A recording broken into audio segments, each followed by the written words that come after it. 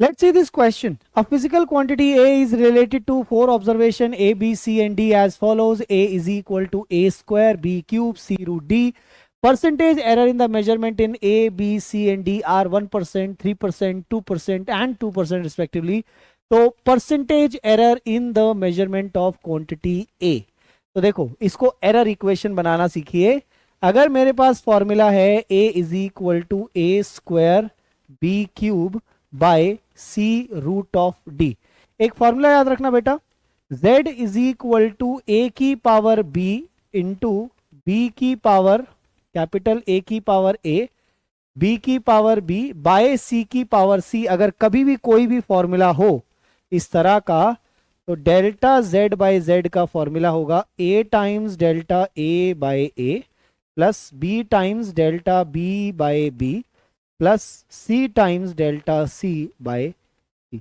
तो जिसकी जितनी पावर उसका रिलेटिव एरर में उतना ही कंट्रीब्यूशन होगा. तो इस इक्वेशन के हिसाब से डेल्टा A बाय A में आंसर आएगा 2 times delta A by A plus 3 times delta B by B.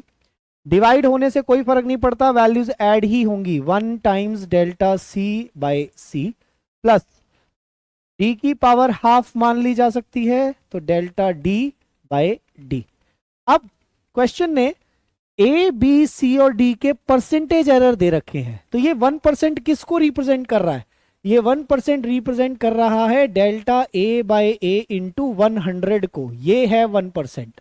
तो इसका मतलब अगर इस पूरी इक्वेशन में मैं दोनों तरफ 100 मल्टीप्लाई कर दूं, लेट सपोज इस पूरी इक्वेशन में दोनों तरफ 100 मल्टीप्लाई कर दूं तो delta A by A into 100 जो कि पूछा गया है हमसे, ये वैल्यू आ जाएगी 2 times 1% plus 3 times 3% plus 1 time 2% and half times 2%. तो आंसर कितना आएगा? 2% plus 9% plus 2% plus 1%. Total is 14% and that is our answer. तो हमने पहले एरर इक्वेशन बनाई, ये रिलेटिव एरर की इक्वेशन है. रिलेटिव एरर में 100 मल्टीप्लाई कर दिया, परसेंटेज एरर की इक्वेशन बन गई. क्वेश्चन में डेटा दिया हुआ था और इस तरह के क्वेश्चन नीट में हमेशा आते हैं. तो ये क्वेश्चन तो आपको बिल्कुल क्लियर होना चाहिए. तो ये आ गया आपका 14% आंसर. क्लियर है सभी को? पक्का?